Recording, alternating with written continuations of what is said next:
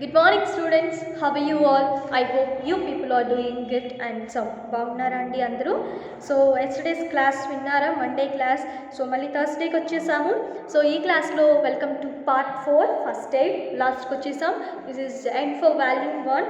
So నేను last time question చదివాను, మీకు గుర్తుందా? లేదు మేడం గుర్తులేదు అంటారా? ఏంటా క్వశ్చన్?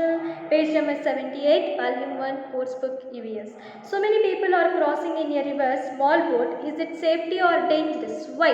చాలామంది కూడా రివర్ అనేది క్రాస్ చేస్తున్నారు బోట్లో, చాలా చిన్న బోట్లో. అది సేఫా కాదు?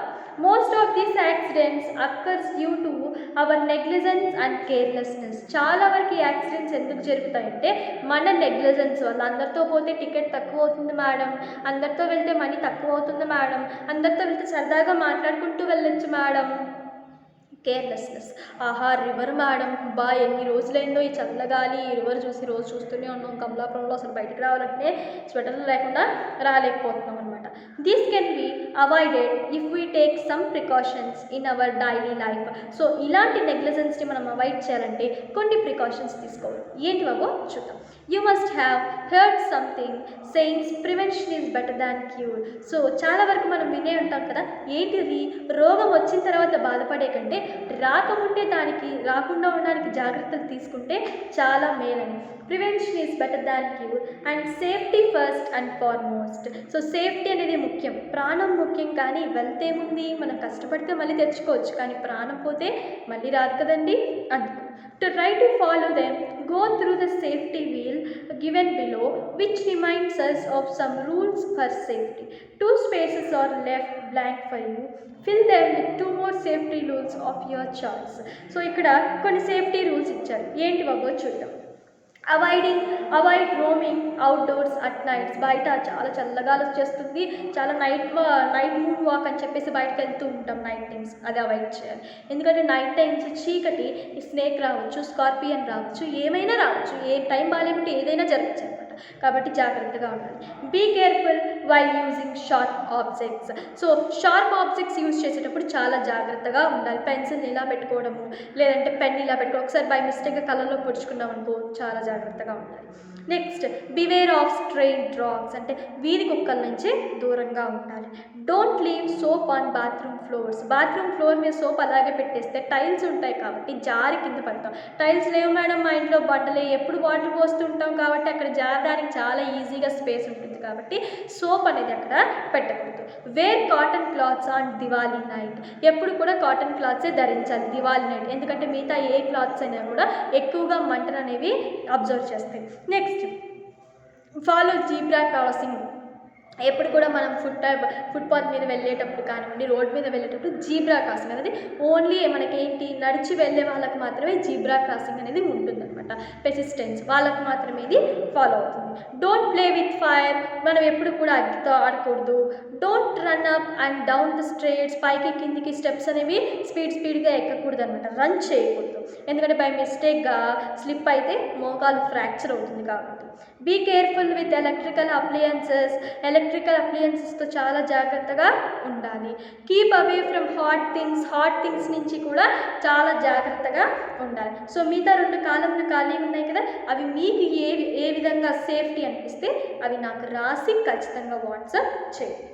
నెక్స్ట్, డూ యూ నో అనేది ఇది CPR అంటే cardiac pulmonary respiration is a life saving technique useful in many emergency including heart attack or near drowning in which someone's breathing or heartbeat stop. ఒకవేళ ఎవరైనా మనిషి నీళ్ళలో పడిపోయాడు అనుకోండి, లేదంటే హార్ట్ అటాక్ వచ్చిందనుకోండి, వెంటనే ఏం చేయాలంటే CPR అంటే కార్డియాక్ పల్మనరీ. గుండె ఆగిపోతుంది, ఇంకొక 10-20 మినిట్స్, ఇంకొక 10 మినిట్స్లో ఇంకా గుండె కొట్టుకోవడం ఆగిపోతుంది అనేటప్పుడు, లేదంటే ఎవరైనా రివర్లో కానీ నదులలో కానీ పడిపోయారే అనుకోండి, వాళ్ళని బయటికి తీసినప్పుడు వెంటనే వాళ్ళ కడుపులో ఏం చేయాలి, ఫస్ట్ నోరు తీయాలన్నమాట. మౌత్ ఓపెన్ చేసి ఆ నోట్లో మన మౌత్ పెట్టి ఏం చేయాలి, ఊపిరి అనేది ఊదాలన్నమాట. మన ఉఫ్ అంటాం కదా, అలా ఊపిరి అనేది ఊదిన తర్వాత మళ్ళీ ఏం చేయాలి, కడుపు మీద చేయి పెట్టి మొత్తం ప్రెస్ చేయాలి. ప్రెస్ చేసినప్పుడు లోపల వాటర్ కానీ ఏమైనా ఉంటే బయటకు వచ్చేస్తుంది. అదే హార్ట్ అటాక్ వాళ్ళకైతే లోపల ఏదైనా గ్యాస్ ఇన్ఫెక్షన్ లాంటివి ఉంటే బయటకు వచ్చేసి వాళ్ళు డేంజర్ నుంచి బయటపడతారు అనమాట. సో ఇది గుర్తుపెట్టుకోండి. Next, coming to last, Think and discuss. Try to identify the happenings shown in the below. Some of them are unpredictable, some can be foreseen but cannot be prevented. These are natural calamities. ఇప్పుడు మనం అనుభవిస్తున్నాం ఏంటో 2020 వచ్చింది కానివ్వండి, ఒక్కటి కూడా మంచి వార్త వినిందే లేదు. ఏంటంటే పాపం కడుపు కూడా మునిగిపోయింది కదండి. సో అలాగే న్యాచురల్ కెలామిటీస్ అంటే వాతావరణం అనేది మన మీద విజృంభణ ఇచ్చేస్తుంది. ఫస్ట్ ఏంటి చూస్తున్నాం, ఎర్త్ క్వాక్ చూస్తున్నాం. నెక్స్ట్ ఏం చూస్తున్నాము, ఫ్లడ్స్ చూస్తున్నాం. నెక్స్ట్ ఏం చూస్తున్నాం, అక్కడ ఫారెస్ట్ అంతా కూడా మండిపోయింది. నెక్స్ట్ ఏం చూస్తున్నాం, అక్కడ ఇంకోటి ఎర్త్ క్వాక్ అనేది ఇంకొకలా చూస్తున్నాం. Next lava breakage, next tsunami చూస్తున్నాం. ఇవన్నీ కూడా ఎందుకు వస్తాయంటే మన వల్లనే వస్తాయి. ఎందుకు వస్తాయంటే మన వల్ల చెట్లు అనేవి పెంచమన్నమాట. మనకి ఇల్లు కట్టుకోవాలని ఆశ కదా, చెట్లు పెంచండి. చెట్లు పెంచకుంటే వర్షాలు ఎలా వస్తాయి, చెట్లు పెంచుకుంటే పొల్యూషన్ ఎలా తగ్గుతుంది, చెట్లు పెంచుకుంటే మనకు ఫుడ్ ఎలా వస్తుంది, చెట్లు పెంచుకుంటే మనకు వాతావరణం అనేది కూల్ ఎలా అవుతుంది చెప్పండి. ఏమి చేయము. సో ఇవన్నీ చేయము. పైగా ఏం చేస్తాము, ఎక్కువగా పొల్యూషన్ చేస్తాము. రాయల్ ఎన్ఫీల్డ్ అంటారమ్మో, రాయల్ ఎన్ఫీల్డ్ ఒకసారి వెళ్తుంటే వస్తుంది సౌండ్, చెవులు మూసుకోపోతారు. అంత సౌండ్, అంత పొల్యూషన్ చేస్తుంటాం. కార్లలో నుంచి, వెహికల్స్లో నుంచి, స్కూటర్స్ నుంచి ఎంత పొల్యూషన్ అనేది బయటకు వస్తుంది. ఆ పొల్యూషన్ని తట్టుకోవాలంటే మనం చెట్లను ఎక్కువ పెంచాలి. చెట్లను ఎక్కువ పెంచట్లేదు, కొట్టేస్తున్నాము, ఇల్లు కట్టుకుంటున్నాము, డిఫారెస్టేషన్ చేస్తున్నాము. మళ్ళీ కెలామిటీస్ అనేవి రాకుండా ఎలా ఉంటాయి చెప్పండి. మనం కనీసం ఒక 10% మంచి చేస్తే ఒక 50% మంచి ఆశించవచ్చు. మనం చేసే 0% మంచి, చేసే 100% చెడ్డ, మళ్ళీ మంచిని ఆశించాలంటే ఎలాగండి. కాబట్టి పిల్లలైన మీరు ఇప్పటి నుంచి ఏం చేయాలంటే కనీసం ఒక్క చెట్టున లైఫ్ టైంలో నాటడానికి తోడ్పడండి. Next, suggest some safety measures to take before, during and after these things happens. So కొన్ని సేఫ్టీ మెజర్స్ అనేవి మీకు తెలిసిన సేఫ్టీ మెజర్స్ ఏమున్నాయో అవి నాకు వాట్సాప్ చేయండి. సో ఇలాంటి సిచ్యువేషన్స్ వచ్చినప్పుడు, ఒకవేళ నేను ఇందాక చెప్పాను కదా ఫైర్ యాక్సిడెంట్ అయినప్పుడు ఎలా ఉండాలి, ఫ్లడ్స్ వచ్చినప్పుడు నథింగ్ బట్ ఎవరైనా ఫ్లడ్స్లో ఇరుక్కుంటే వెంటనే అక్కడ మీరు కంట్రోల్ రూమ్కి కాల్ చేసినప్పుడు కానీ, పోలీసు వాళ్ళకి కాల్ చేసినప్పుడు కానీ వాళ్ళు మనకు బోర్డ్స్ అనేవి ఇస్తారు. ఆ బోర్డ్స్లో మనం ఎవరైతే ఫ్లడ్స్లో కొట్టుకోబోతున్నారో వాళ్ళందరినీ మనం ఇక్కడికి షిఫ్ట్ చేసి వాళ్ళందరికీ కూడా మనం అకామిడేషన్, ఇప్పుడు సంథింగ్ కడపలో జరిగింది కదండి. సో చాలామంది కూడా ఫ్లడ్స్లో వెళ్తూ ఉంటే వాళ్ళందరూ నావీ వాళ్ళు వచ్చేసి బోట్స్లో తీసుకెళ్ళడం కానివ్వండి, వాళ్ళని ఏం చేశారు ఒక రిసెప్షన్ హాల్లో పెట్టడం కానివ్వండి, ఇలాంటివి చేశారు కదా. సో అలాగే ప్రభుత్వం మనకు కావాల్సినవి మనకు గవర్నమెంట్ అనేది చేస్తుంది. కానీ మనం చేయాల్సింది ఏంటి, ఇన్ఫార్మ్ చేయాలి. ఇక్కడ మా ఏరియాలో ఫ్లడ్స్ వచ్చాయి, మా ఏరియాలో పొల్యూషన్ బాగలేదు, కాబట్టి మీరు ఏం చేయాలి, మాకు హెల్ప్ చేయండి అని చెప్పేసి ఇలా వాళ్ళకి ఇన్ఫర్మేషన్ అనేది పాస్ చేయాలి.